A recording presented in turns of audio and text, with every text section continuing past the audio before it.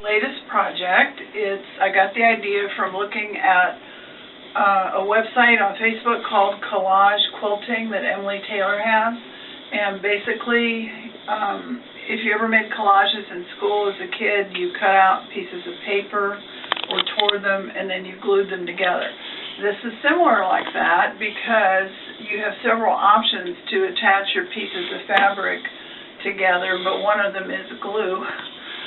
You can use a fusible also if you would prefer, but these I use glue. I just used a little glue stick and layered it up to represent the flower.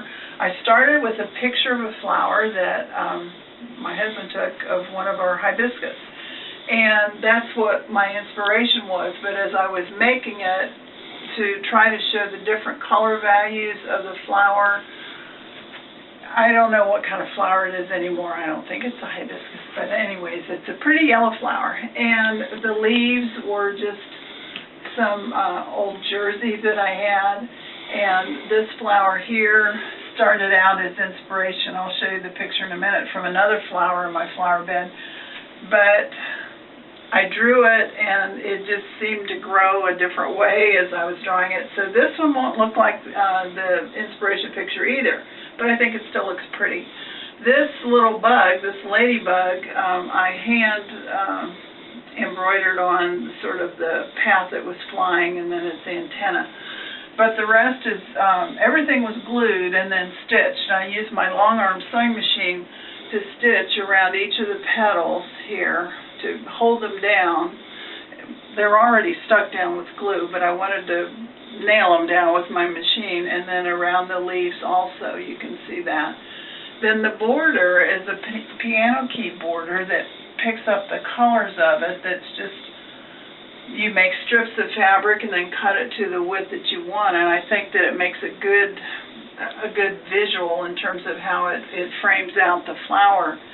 I use my long arm to do sort of a loopy meander around this area, and I'm going to bind it with white, and then it'll be a thin white line next around it, and this is the binding. It's just a 2.5-inch strip sewn together. Then I fold it in half and press it.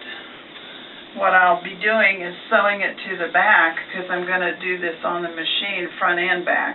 If you're going to sew a binding on by hand, part of it, you'll sew it on the front with your machine, roll it back, and then sew the fold down by hand. But I'll sew this on the back, I'll roll it forward, and then I'll sew it on the front with my machine, just my regular machine. The long arm is what I would use for this and to do this quilting. So I want to show you another project that's also collage quilting in just a minute.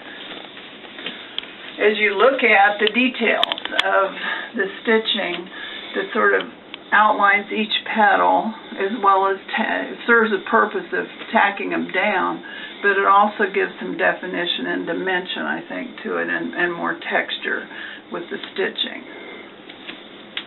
And the border is just sort of a little hook loop that goes around. Okay? All right, this is the next project. This was the inspiration flower for what you just saw. As you can see, I have the outlines of each of the petals, but trying to get the different values of light and dark, I lost the sense of hibiscus, but I still think it's a pretty flower. Here's what I'm going to use for the next one. This is more hibiscus from my garden, and I'm going to also pick up some of these to put in it. Basically, the process is I cut out whatever you want for your background fabric, you cut that out. I like using this white. It's a little heavier white fabric than what I usually use for quilting, but I will just use a pencil and just sketch it on the best that I can. If you don't feel very artistic, there are other ways to get this. If you have a light box or hold it up to a window, even here I don't even need a window. I can see the outline to draw around it if I would want to do that. Or you can sketch freehand. Again, if that freehand doesn't sound appealing to you, there are lots of ways to get the design onto the fabric. And then I'm going to round up the different colors. Now this will be tricky because this is white and this is also white. So I'm going to have to modify this some and probably have a little line of pink around the edge to match the center that's a deep pink or a red, however you want to look at it. But after I draw it, I'll go to my stash of fabric and I'll pick out everything I think I want to use. So I'll get some greens for the leaves, some yellows, some white, some red, some pink, and then I'll just cut it into little pieces. So you need a good pair of scissors that's small that can do these little cuts, and they're regular shaped, and what you're trying to do is replicate the value from light to dark. That's what you want to look at.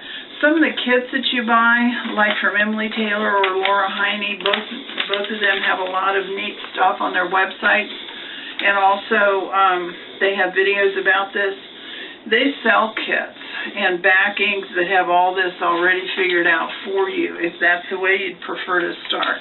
If you want to just leap in, you can do that too. But I would think that if you don't feel especially artistic, you might enjoy a kit as opposed to just starting and just going where it goes. I'll glue each of these little pieces onto here. I'll get it all glued together. The only thing you have to remember with these is that you can't glue the color that's on top first because you're going to be layering up. So you have to put a little thought in, okay, what goes under and then what's next and what's next, because some of the areas of the yellow flower over there have like 3 or 4 layers, little strips and little pieces to create the look of texture and dimension to it. So I would recommend that you check out the websites on Facebook. There's some groups about collage quilting that have a lot of really good information and videos, as well as projects that people have posted that they've put together and tried. So that's it for today with the final finished product with my first collage quilting. As you can see, I put the binding around it, and it's framed with this piano key border, and we already looked at the stitching that I did in addition to the gluing. And I think that having a frame around it is important. It helps just sort of pull it back in together instead of just wanting to float out in there. So that's this. The only thing that it needs is a hanging sleeve on the back. The next one that I was working on was this one that was also a hibiscus, and I think this actually ended up looking more like a hibiscus. Wanted to show you the inspiration flowers that I used for this.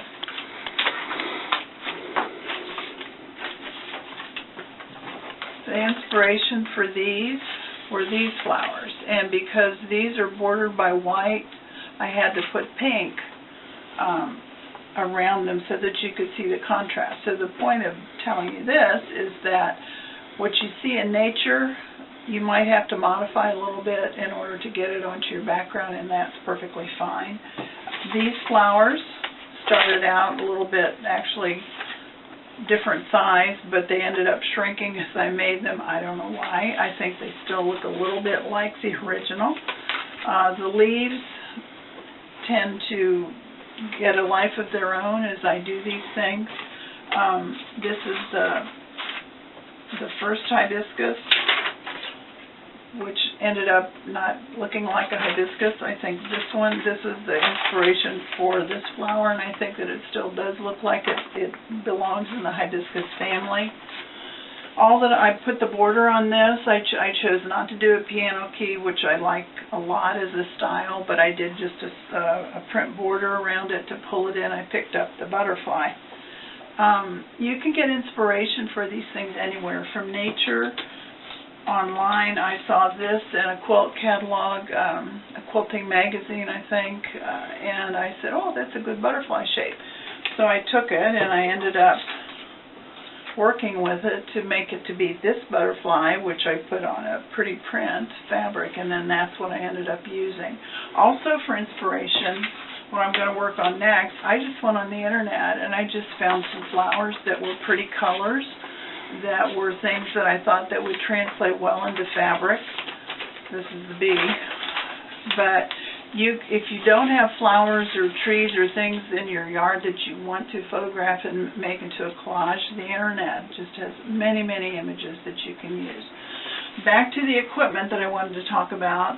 This one I did completely with tacky glue, which is readily available at a dollar store, Walmart, or craft store. I like this a lot. Previously, I was just using a lapel stick and just a glue stick. I like this too for getting edges down. I tried using the Steam-A-Seam fusible, the light 2 fusible. I don't like it just because it's an extra step. I'd rather cut it and then just glue it right down. The thing that's about the fusible that's nice though is it's repositionable. You can put it here, here, here, and here. Like when I've got this thing layered and laid out, if I had a ceiling fan on, it would blow my whole collage away. So that's something to think about in terms of where you're working, which method would work better for you. Another thing that I like to use for cutting these out, these are my new scissors that have micro serrated edges, and one thing that I noticed was my regular, just small embroidery scissors were making some frayed edges. So these new ones don't do that, and I like that. You also might want to look at online or either buying one of these, a color wheel. If you're having trouble thinking of color combinations and what's going to go good and complementary colors and triads and all those kinds of color theory words. To me, if you're kind of stuck, a color wheel can be useful if you just don't know where to start with putting colors together and what colors will work together. You can get some inspiration there. Another thing that I like with some of the really tiny things that I'm doing is to put some of this fray check on the edge, and that's hopefully you won't have any frayed edges, but that's something that you might want to consider. Okay, so the next thing that I need to do on this one is put it on my long arm quilting machine with some batting and backing and get it quilted. And then this is the one I'll be finishing next. I have a PDF for this that I've created that I'm going to be putting on my website. That's calicopig.com, so you can see some written directions for how to approach this and also some resources that I would recommend that you would want to check out. So that's it for today with collage quilting. So thanks.